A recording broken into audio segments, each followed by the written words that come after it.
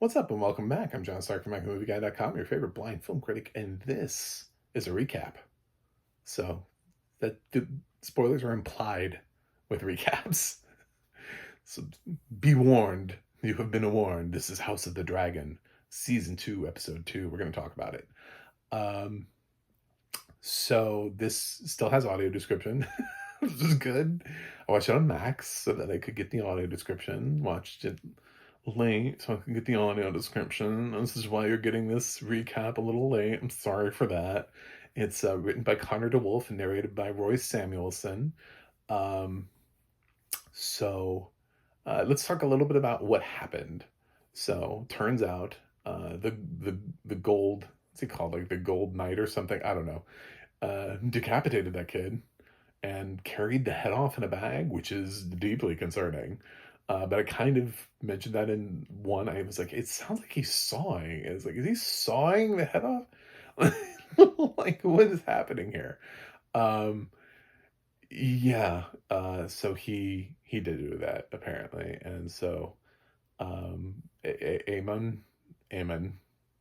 I'm getting these brothers mixed up, by the way. I feel like that's gonna happen. But Amon is King Amon. Is very upset about the loss of his kid. And props to the actor, by the way, whose name I have not learned. Um, but this is an expansive cast full of people. I'm not really sure who they are. So I actually had never had a reason to pay attention to who this guy was because I was always like, I don't really like this character. I don't like this actor. I keep hoping for him to die. I'm just like, please get this character out of here. But I actually thought he did a really good job this episode. Um, they wrote really good lines for him. His grieving, his anger. He has some really great like seething moments throughout the show. It's a very good episode. It actually turned me around a lot on him. It's amazing how you can do that. The right writer can come in and really just flip the script on a crappy character, somebody that hasn't gotten the right scenes, the right dialogue, the right moments, and you're just kind of like, what are we doing here? What's happening with this character? And then all of a sudden you're like, oh my god, I see it, I'm on it. I'm in it now. So now I'm in this character. I keep up the writing, keep the strength.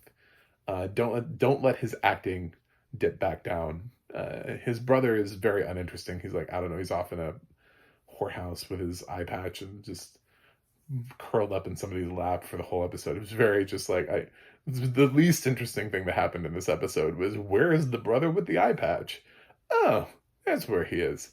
Um, so Alicent is concerned. She's concerned that people might find out about Christian. She's concerned about her son. She misses her grandson. Her father is, telling her, Otto is telling her what to do. And she and the boy's mother have to ride in his funeral because they want to show all of King's Landing that look what the monster Rhaena did. Rhaenyra did.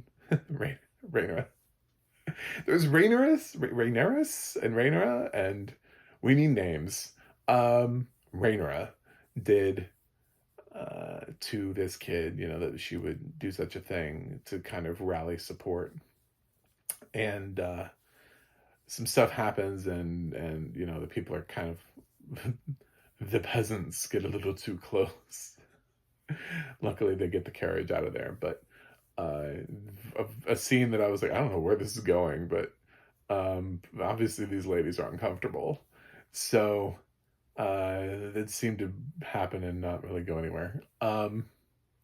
Meanwhile, Aemon finds the guy that killed his kid, and he, I guess, learns about the rat catchers. So he kills all the rat catchers and hangs all of them. And Otto is furious, absolutely furious, and goes in and just yells at the king. And I totally thought Otto was going to die. I really, truly did this episode. I was like, he's done. Aemon is not in the right place for you to be yelling at him right now. Like, and he's the king, so who's going to stop him? So I was fully expecting, and Christian was standing there, and I was totally fully expecting Aemon to tell Christian to kill Otto. didn't happen. I'm really impressed that Aemon had that much amount of restraint that he didn't just snap judgment, kill his. Because I feel like, you know, I totally felt like that was on track for his personality. But you know, we also saw the scene where he's just like later on afterwards, because Allison is like, I'll talk to him. And he's just like sitting in the corner and he's just like crying and like rubbing his hands. And it's the most human thing this character has ever had. And it's again, this dude, brilliant performance in the second episode. The writing for him like went through the roof, 300%. He became so much more relatable and human, that no matter what he does after this, it's less like he's a pretentious brat. He ran such a risk of just like being sort of like a like a C-list version of Jack Leeson. You know, like we've been here before. Kids should not be running King's Landing. I get it. You know, like it does kind of feel like that. But no, I think he really separated himself because again, when we saw in Game of Thrones, he never really had that level of emotion. His was always just sort of uh just really entitled, like sort of a pretentious entitled brat who never really. And then here we're seeing Eamon really go through something. Like he's actually affected. And I think that's really brilliant. So anyway, that's kind of like a summarization, a quick summary. We did see like the guy who requested more money with his raven-haired wife. I like that audio description, by the way, raven-haired. Um, and they were talking about like, I don't know, what do we do? When's the money coming? You know, like these are minor characters. what is what are we doing with these characters? Also a minor character what's his name? Adam? Like I did not I don't fully comprehend what we're doing with Adam's storyline right now. I'm just like, I feel like this is an episode he didn't need to be in, like in general. I feel like where the pacing was going, if I had like a critique for this episode, would have been like, I don't know that we needed him. He doesn't seem directly tied to what is going on and the power of this episode. The back and forth between the two people, the two camps that are trying to actually get power, and then we're over here with this guy who's like getting off the boat and his brother's like, oh, maybe you'll get to sail again. And I'm like, what the fuck is this? This is not, could you not fit this in another episode? You don't need to check on every single character in every single episode. Game of Thrones certainly didn't. So, very odd. Uh, I don't know. His thing was just so weird. He does look up and he sees like Silver Star or something. What is the name of the dragon? Silver Streak? I don't know. Um, Silverback something in the sky. I don't know if that helped anything or the relevance of whatever. Who knows? So finally over with Reyna and her thing. She gets word about what happened. Um, she's furious at Damon. And she basically finds out that what Damon did, and Damon's like, I told him to kill Aemon. I didn't say anything else. Don't look at me. I can't be responsible for this. She's like, how can you not be responsible? You now everyone thinks I'm a child killer. You know. And I mean, she's right, but and supposedly, you know, I mean, we heard the guy say, you know, a son for a son, you know, and totally misinterpret that. Like, probably Damon said son for a son. Probably never should have said that. Really, just dude, I don't know. Like, what happens if you can't find Aemon? I don't know. Just I can kill some royals. Like, I don't know. Just go in there, kill someone. I don't know. But not a child. Like, kill a grown adult. Kill Otto. Kill somebody. But anyway. Yeah, poor direction given from Damon. So Damon is upset and storms off, and he flies away.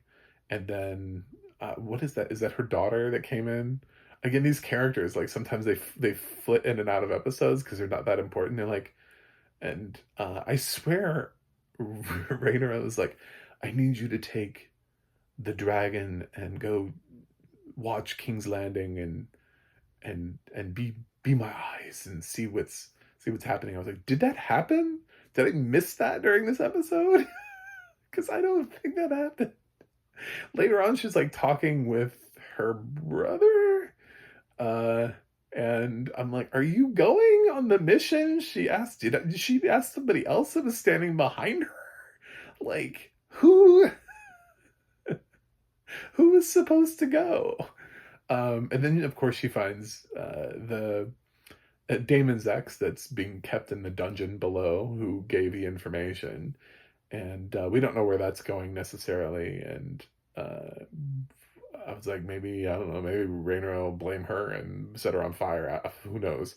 But actually, Rhaenyra seems to let her go, and although we didn't actually fully complete that process because we went into the Eric scene.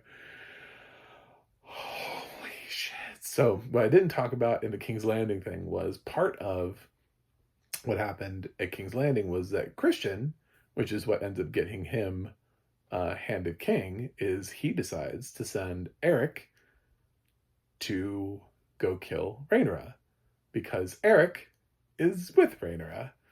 The twins are named the same, which you don't give necessarily that much thought to until they need to be in the same scene and until it really matters. And this was the most confusing thing in terms of audio description. So I actually had to like reach out to people. I reached out to people who are sighted and also use like audio description, had it turned on at the same time. I was like, do you feel like that this was written appropriately? I and the feedback that I generally got from universally from everybody was the fact that sighted people could not fully tell. Like, part of that was even it was shot for it to be confusing, which is great because the audio description was insane. It was like, Eric walks up the stairs. Eric sees Eric walking past him. Eric ducks behind the thing. Eric walks slowly down the corridor. Eric approaches the door slowly. I was like, which Eric is doing what? Where are we going? Um, I was so lost. But if the goal was for us to get confused, sort of like the cup game, where somebody puts like a ball under one of the cups and they just keep shifting the cups around, and it's like you're trying to keep track of the ball, but somebody who's really good at that, at moving the cups around, will keep the ball from you from being able to find the ball, so that way they continue to take your dollar or whatever. I don't know. Uh, feel like that. So apparently it was that. That's what it was. And then they enter the room with the sword fight, and then the sword fight is confusing. At the end of it, it's not confusing because when he fell on his sword, when he decided to, when the surviving Eric decides to kill himself, it was obvious that that was good Eric, because bad Eric would have had no reason to do that. Bad Eric would have been like, I won. Haha. Like, so obviously that was good Eric that won. And then good Eric was like, I need to sacrifice myself, either because he feels terrible for having killed his brother, or being used as a manipulative tool, or I don't have no idea. There was no reasoning. He doesn't say anything. He just apologizes and dead. So, no more twins. They're actual twin actors, twin brothers playing twin roles. And that cool little stunt worked up until season 2, episode 2. So the gimmick is gone, and we don't know how it's going to affect Christian's being Hand of the King, because that was kind of why he got Hand of the King. Although, I mean, the dude did make it into all the way into the bedroom. Like, they didn't think he was like, I don't know, how do I make it past? There's like an army that's guarding her, and he's like, just pretend to be your brother, and it worked. He walked right in. He was like, hey, man, what's up? And they're like, I don't know. What's up with you? And none. Just like walks right in. They're like, oh, and shit, they really can't tell them apart. Okay. So, Yeah, so overall, I thought the audio description was great. Like, the only note that I had in the first one was I don't actually fully understand, like, the dragons. I feel like only because, like, they seem to know. Like, random people look up in the sky and they seem to know each dragon. They're able to look at it and go, "Oh, that's so and so." So I'm like, "Well, what is the distinguishing features on each of these dragons?" I feel like that is something that I missed in order for them to immediately for random people to recognize them. Um, but if that's it's kind of a minor thing. It's really hard to get into each one, by the way, and be like, well, this is what makes this one different. You know, it looks like a dragon, except this one has a scar on its forehead, or this one has a patch of blue on its belly. I have no idea. However they're able to look at these dragons and be like, oh yeah, it's that one. Of course I recognize it. You see there on the tail. So then in the second episode, really, other than the Eric scene, that's all. That's really the problem here is that we're told which dragon it is when it flies overhead. It's not that Adam looks up in the sky and goes, "Oh, look, it's Aragon," Silver Star, whatever. He doesn't know what name the dragon. He doesn't shout the name out. So I don't know that he knows it. So it's not so prolific. It doesn't feel so prolific. So I thought the audio description was terrific. Otherwise, and basically, if this is exactly what it was intended to be, then kudos. It was intended to be confusing, and it was. And if it was confusing for sighted people, it should be confusing for us. Like, we shouldn't have extra information. We should not have Eric 1 and Eric 2 if sighted people are sitting there going, which one is which? Who's that one? I can't. Like, if you're having a hard time following that scene, I'm sure somebody was like, there's going to be at least one dude out there that was like, I followed it the whole time. Because there's always that like one dude. There's that dude who claims that like opening day of The Sixth Sense back in 1999, I saw the ending coming a mile away. No, you didn't. Sit down. Nobody knew to look for a twist ending. It was Shyamalan. It's his first film. Like that. I remember when that thing opened. It was all based on buzz. It was all based on the fact that the people who went and saw like a Bruce Willis movie were like, "Oh my god, that ending," and that was what carried the movie and its repetitive grosses from week to week. But there's always somebody who's like, "I know. It was me. I recognized it. I knew before it happened." It's like I saw the poster for Sixth Sense and I was like, he's dead. And that's what it is. It's like, whatever. You're not telepathic, man. So yeah, I'm sure there's somebody out there that'll comment and be like, I could tell every Eric. But apparently most people could not, because I got several responses from my crew, from my fam out there, from my fans, that said, nope, we couldn't tell. So I think the audio description was brilliant then, because it did exactly what it was supposed to do, and it didn't give us any more than what we needed, than what we were supposed to have. So kudos. Anyway, I like this episode almost entirely. There was just like my little quip would be, why did we need to know what Adam was doing? He has no relevance or bearing to anything that happened in this episode. He could have, like, the update on him could have been at least Rhaenyra, the aunt. Like, at least she was talking about relevant things, like between Rhaena and Daemon. Really, all Adam does is go, "There's a war coming, a real one." And it's like, thank you for that, man. We spent like a whole scene on this. Okay, and then we're coming back to you. Damn. All right, you have two scenes in this episode. Why? Like, why? Anyway, that's it. I'm gonna give House of the Dragon. I'm gonna ignore that because I really loved the Aemon stuff so much. They took a character I didn't like and a guy that I honestly didn't really think was that good of an actor, and really just pulled so much out of him. It overshadows the Adam stuff. We're gonna pretend that didn't happen. I'm giving House of the Dragon season 2, episode 2 an A because the other stuff kind of floored me, and there's some stuff in here that I'll remember. Sort of like there are certain scenes in Game of Thrones that I remember. There's certain things here that happen with Aemon that I'm gonna be like, done. I do need to memorize his name. That is the thing that needs to happen now because now that I'm impressed by him as an actor, I need to actually memorize who he is. You know, that's part of the problem.